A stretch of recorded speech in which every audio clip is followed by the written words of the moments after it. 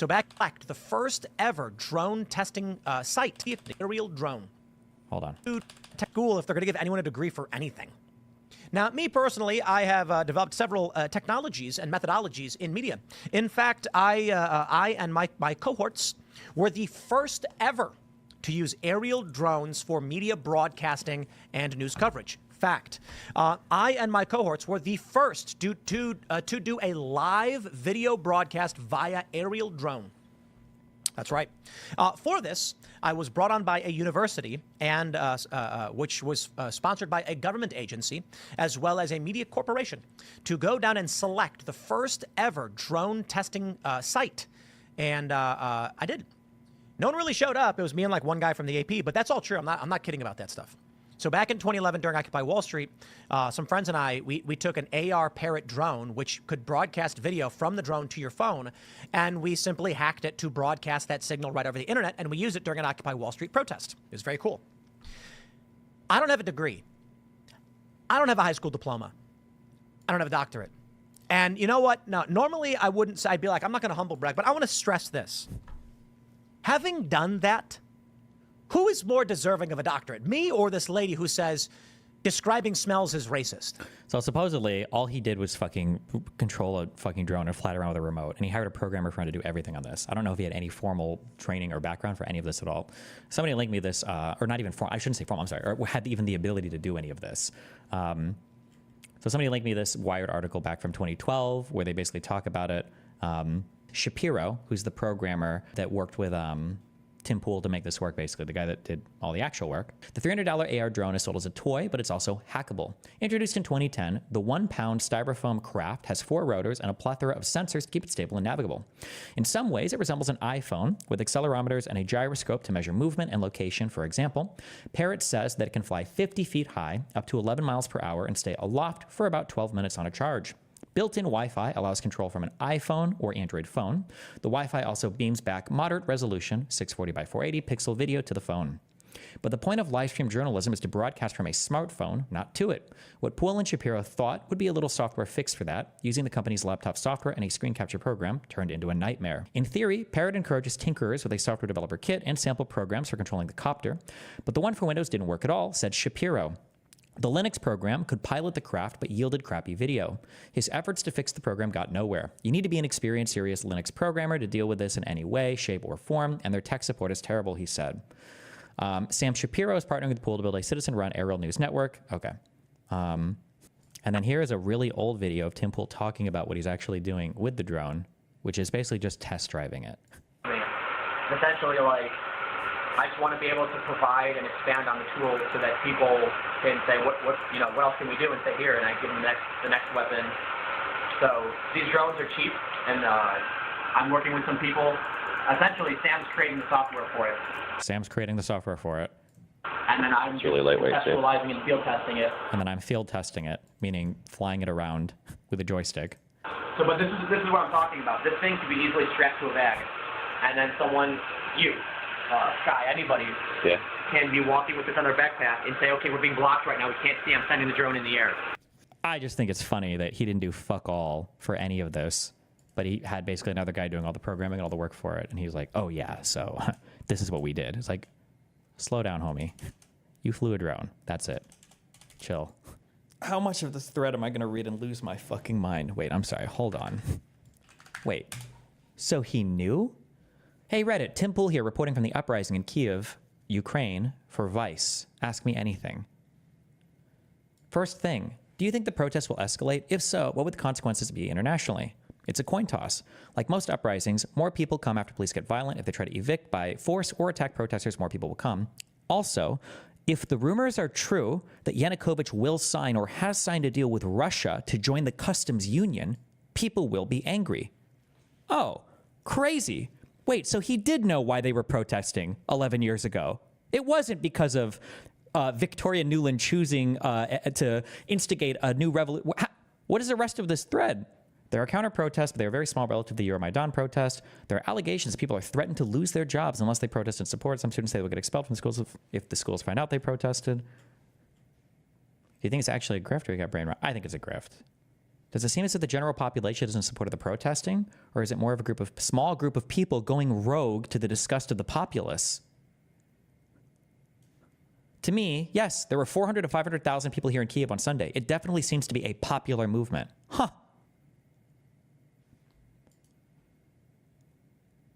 In the beginning, it was about the EU, but it seems now it's more about corruption, less about the European Union or Russia. Crazy how he knew so much of this back then. Huh, that's so wild. More people here are hoping that by joining the EU, it will help curb corruption. It's a mix of everyone from activists, ordinary citizens, and the political parties. From what I understand, it's not likely Svoboda wins, but there are many different nationalist organizations that are influencing the protests, particularly the Information Center and Security. I'm told there are some far-right protesters starting fights as well. It's important to know that no one thinks they are fascists, though. Oh, I thought it was all Azov Nazis. Wait, check his last post.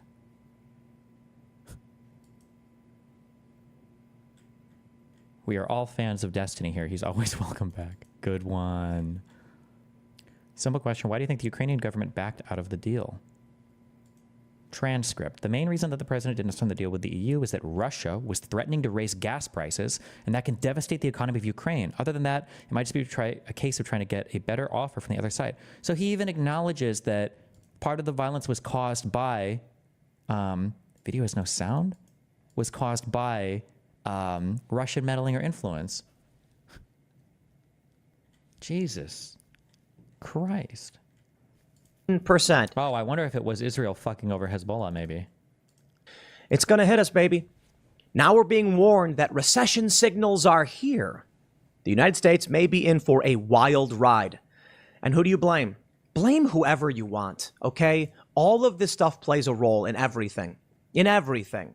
We can say, well, Russia should not have invaded Ukraine. And then people come out and say, yeah, well, the U.S. shouldn't have been meddling in Ukrainian politics. That's a border country for Russia.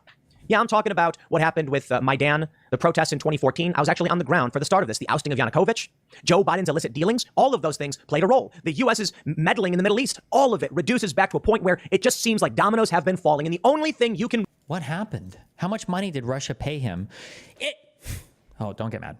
You understand how crazy it is. You understand how crazy it is that this guy had a certain view of the Ukrainian revolution, the Euromaidan, right? And then years later, keep in mind, he has this opinion before 10 Media even shows up. But this guy ends up getting $5 million from Russia, and he's already repeating Russian talking points. And he says he was on the ground, but when he was on the ground, he was giving a complete and total difference of opinion about this particular thing. Like, what happened? Of Ukraine, as I've been told and have read, granted, I could be wrong. I don't know. I don't have access to private intelligence. But the general idea was that Russia said, hey, we're going to give you all these things if you side with us, the Russian Trade Federation, which includes a bunch of other countries in the region. Some said that Vladimir Putin wants to rebuild the Soviet Union. However, we're going to give you all these things. A lot of people in Ukraine, the people I met, these are regular people. I didn't go to like special secret meetings. I'm walking around in the street. They want to be part of the European Union. They want access to the Schengen zone, and they fear Russia because of, I don't know, nightmarish things like the Holodomor. They don't want to be a part of Russia. Now, in the eastern regions, sentiment is very, very different. And Yanukovych was basically like, who's going to give us the better deal? Who's going to give the good deal? We've got the leverage. Well, this is where things go south. When the U.S. comes in knocking and says, take the deal or else. Yanukovych said, look. Wait, is he going to mention that Russian gas thing that he had mentioned when he was in Ukraine before? Or is it all now the U.S.? What changed? We got Russia at our back. If you screw with us, I want a real deal. Offer my people good incentives, access to the Schengen zone. Russia was saying, hey, we'll give you this, that, or otherwise. Access to the Schengen zone? Wait, I could be wrong, but I don't believe that the deal on the table for Ukraine was to join the European Union. I think it was just to have good access to the market. Schengen zone implies free travel, implies, I'm pretty sure that, isn't that only countries that are in the European Union proper? And finally, what happens? Well, many sources believe, and they could be wrong, I don't know, just stuff you read on the internet and various reports, Oliver Stone seems to believe it. U.S. intelligence said, we're going to remove this guy because he won't do what we want. And then you get Zelensky. I mean, granted, there were other people in between, of course, Poroshenko. Russia says, no way. This is the U.S. basically stealing this. Okay, there are some non-EU countries who are in the Schengen zone. I described before. You know what we're getting with this is soft power, and the U.S. exertion of rather successfully. Vladimir Putin, on the other hand, his soft power didn't work. He doesn't have... Oh, hold on. Wait. The non-EU countries of Switzerland, Liechtenstein, Norway, and Iceland have been included in the Schengen area through special association agreements.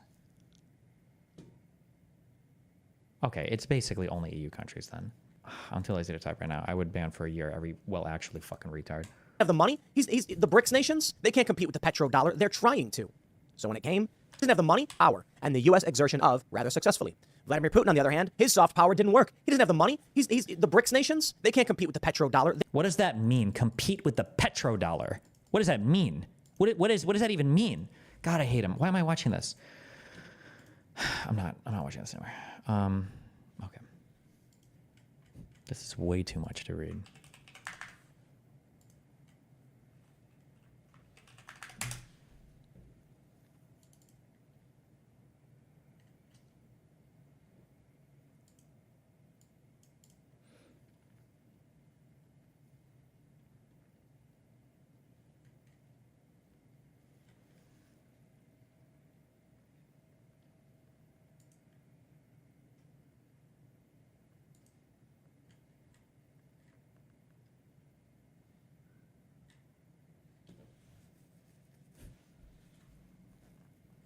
Jesus.